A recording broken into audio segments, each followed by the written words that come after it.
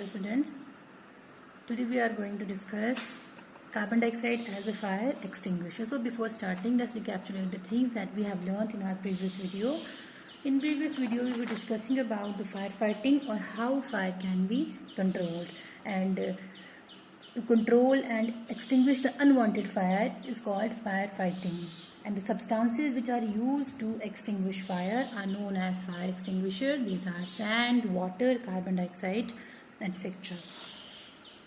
Now we have learned that combustion takes place only if there is a combustible material and there is a continuous supply of air and the temperature of the combustible material is higher than its ignition temperature. So if any one of the above condition is not satisfied, combustion will not take place, and this principle is used in fire fighting.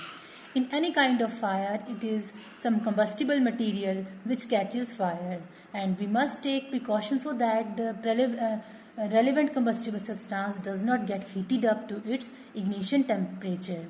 So by removing any one of these three conditions, we can control the fire. For example, by removing the fuel, but in most of the cases we can't eliminate the fuel, or by removing the heat or cooling down the combustible substance below its ignition temperature, and by cutting off the air supply to burning substance. And in this picture you can generally see that water is the most common fire extinguisher, and it cools down many combustible substances below the ignition temperature. And in addition, water vapors are formed. These are when we use water to extinguish the fire, the water vapors are formed that surround the combustible substance, and they cut off the supply of air. And it put off fire caused by wood or paper. And water vapors that are formed, they cut off the supply of oxygen, and at the same time they also cool the combustible substance below its ignition temperature. And water cannot be used to extinguish the fire in electrical wiring caused by electrical short circuiting, and it can't be used to put off fire caused by burning of oil and petrol. So today we will discuss how carbon dioxide is used as a fire extinguisher.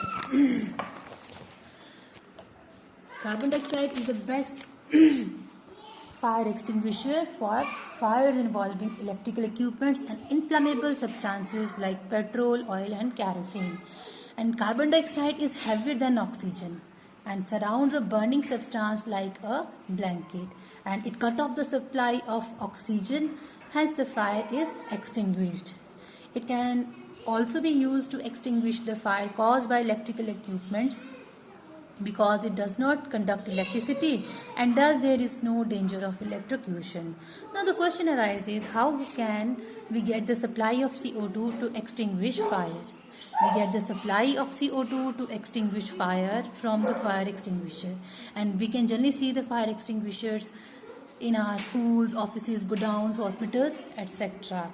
In cylinders of fire extinguisher, carbon dioxide is stored in liquid form. Now how carbon dioxide, which is a gas, it is stored in liquid form in cylinders. Gases under high pressure, or when they are highly pressurized, they get converted into liquids, and we can easily fill them in a cylinder. And when we press the knob, then these gases that are in liquid form, they come out enormously through the knob, and they convert it into vapor forms, and they expand enormously in volume and cools down the fire. Thus the CO2 extinguish a fire by cutting off the oxygen supply and bringing down the treatment of the combustible substance simultaneously.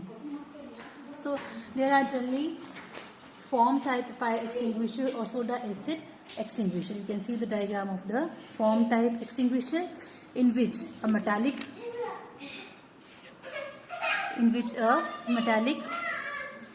cylinders having a knob, this is a knob, and a nozzle pipe, this is a nozzle pipe. A metallic cylinder is filled with a saturated solution of sodium bicarbonate. Sodium bicarbonate is a base, and a glass bottle, this is a glass bottle containing aluminium sulfate, which is a acid. It is kept inside a metallic cylinder. When we press the knob, when we strike the knob of the extinguisher against a hard surface, then what will happen? The glass bottle break and the aluminum sulfate comes in contact with the sodium bicarbonate and react to produce carbon dioxide, because it is a acid base reaction that is called the neutralization reaction, in which carbon dioxide is formed, and this carbon dioxide comes out through the nozzle. This is the nozzle, and react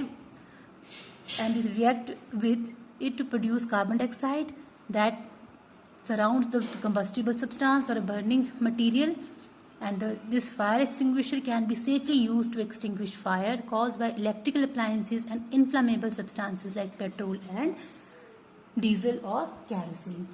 These are also known as soda acid. This is the soda acid type fire extinguisher, in which there is a seal. It is a metal cylinder and which contains sodium bicarbonate solution, and there is a thin glass tube that contains concentrated H2SO4 solution. Again, it is a strong acid and base. Reaction between acid and bases leads to the formation of sodium sulfate plus water, and it also forms the carbon dioxide. And we know that, and we have just learned that carbon dioxide is being heavier than the oxygen. It covers the burning object like a blanket, and the contact between the fuel and the oxygen is cut off and the fire gets controlled. So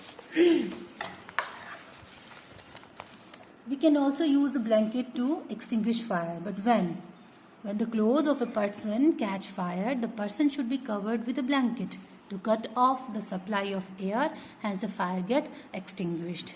Now we have to taking care of fire victims. How can we take care of fire victims? First of all, we should immediately bring out the fire victims from the fireplace to an open space to prevent the fire victim breathe harmful gases like carbon dioxide, smoke, and sometimes carbon monoxide gas also produces incomplete combustion of the fuel, and which can lead to the suffocation and breathlessness.